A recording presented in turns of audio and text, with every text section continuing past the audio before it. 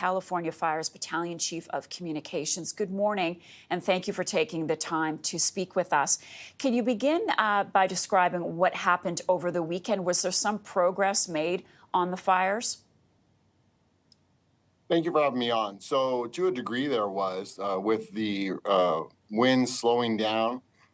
We were able to get aircraft back up. However, one of the challenges is that winds reversed and they headed the other direction. So that's why the fire grew to the north and the east directions on all of the major fires we have because the winds had shifted. So now that the winds are prepared to shift again to the other direction, the one that started the fire, there are issues there. Plus, we're concerned that there will be additional new fires causing additional strain on resources.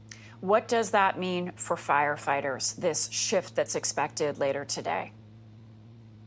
It's a time where we need to be extremely vigilant, not only because of the new fires and the potential for embers to fly up, but also because many of these structures, as you saw on that video stream, are half standing or maybe wall is up. A 70-mile-per-hour wind is definitely going to push that wall over. Everyone needs to stay away from those walls, which is why evacuation warnings and orders remain in place. Let's talk about the resources or perhaps lack of them, including water. Are there enough firefighters? I know that Canada is sending more help. What do you need right now? Well, you're absolutely right. We have a combination of departments from within the state of California, surrounding states, and Canada did send a contingent that is now at the Palisades fire.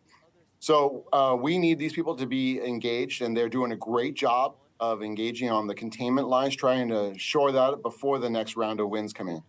How are the firefighters doing? How are the crews doing? They're exhausted. We do have a work-rest cycle of 24 hours on and 24 hours off.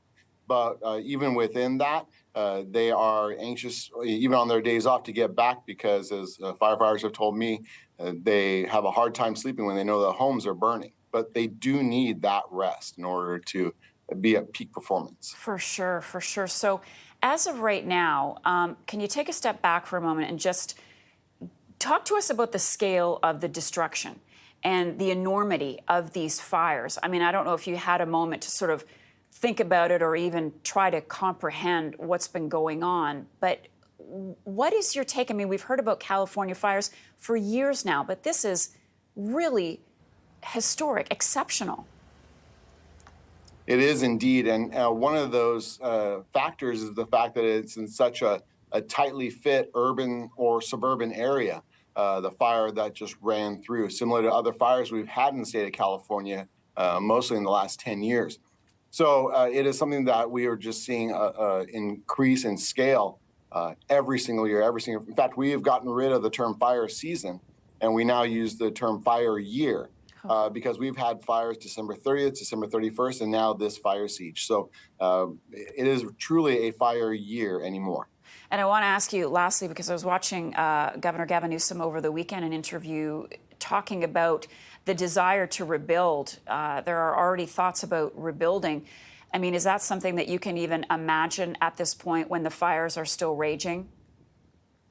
You know, right now we are focused on ensuring that all of the fires are out, and then we're going to immediately re-engage to do what's called suppression repair, which means that we need to restore the waterways and the areas that run water off safely so that when we do get a good round of rains, we don't end up with mudslides, which would be another significant complication. David Acuna is California Fires Battalion Chief of Communications. Thank you so much. All the best to you.